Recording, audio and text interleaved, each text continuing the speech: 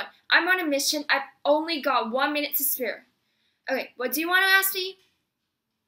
Right, the history of theater. I'll be brief and concise since someone might come after me.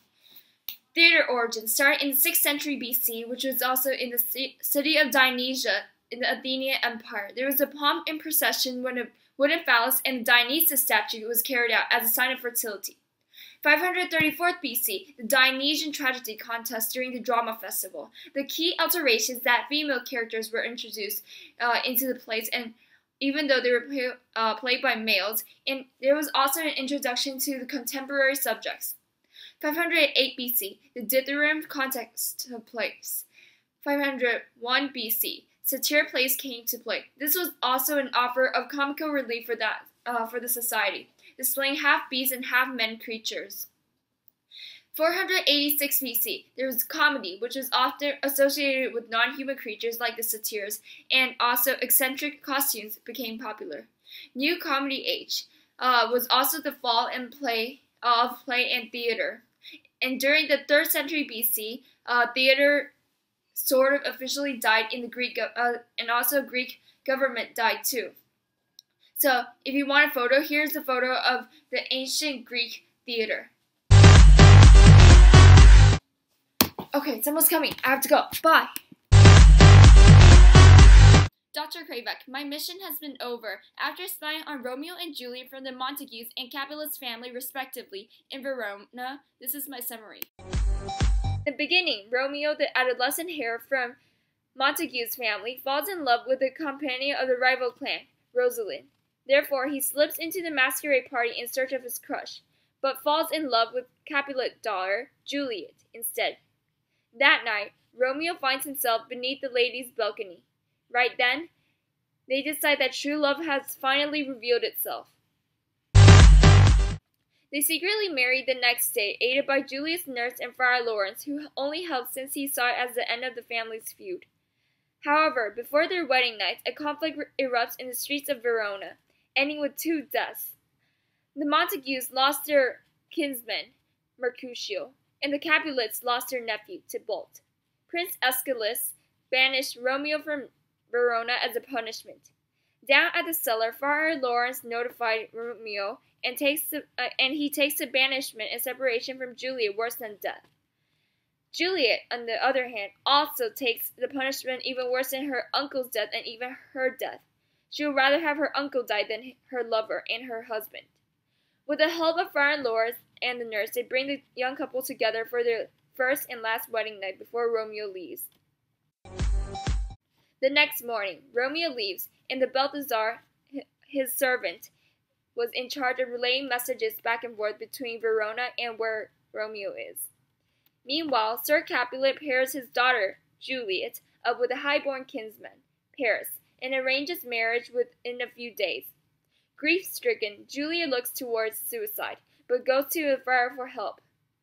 Together, they planned out a meetup by drinking a temporary death potion, that is, Juliet drinking it, that would deceive everyone and bring her to the Capulet tomb, where Romeo, who would have received the message from Friar Lawrence, wake her up with a kiss. Unfortunately, the message was delayed by because Romeo ended up by Juliet's tomb, mourning for his temporarily dead bride.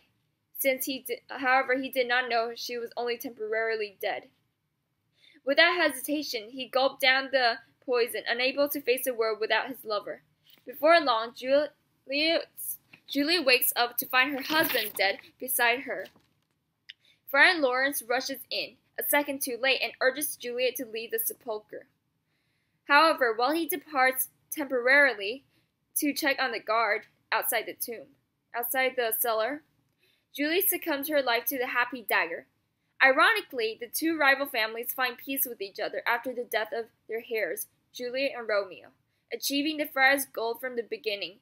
However, with 2 unexpected deaths, and also the death of Mercutio and Tybalt. However, they reach harmony in the end between the two families.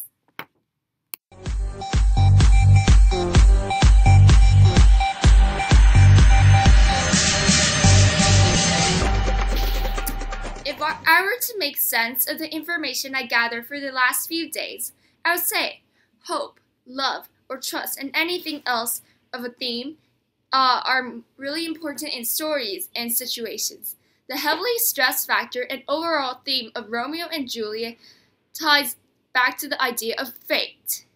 In the beginning, the setting and narration describes them as star-crossed lovers, which means their relationship is thwarted by bad luck, showing how this dreaded relationship has much of a dreaded and doomed outcome as it is. Through the whole play, we come to find the idea of how fate plays the major role of making the lovers so intensely star-crossed. Fate in itself controlled the fact that the lovers were from warring families. If they had not been in clans of rivalry, they wouldn't have been in this much drama and involved in death. Both of them might have lived if their families hadn't forbidden their relationship. This shows poor setting from the beginning for the characters' relationship. This by itself is an example of fate. Ironically, fate is what brought Romeo and Juliet together and extinguished them in the end. In the beginning, Romeo happens to be in the Capulet's house during this time for his love Rosalind, and the fate that brought him to find Juliet, and fall in love. It was fate. Without Peter, the illiterate Capulet servant who happened to stumble upon the Montagues would have never been at the party and would never have known Juliet. In the end, it was fate which prevented Friar John from getting the mail to Romeo in time, and Romeo dies right before Juliet wakes up, which is also a matter of fate. If he drank the poison a few minutes later, he would have met Juliet.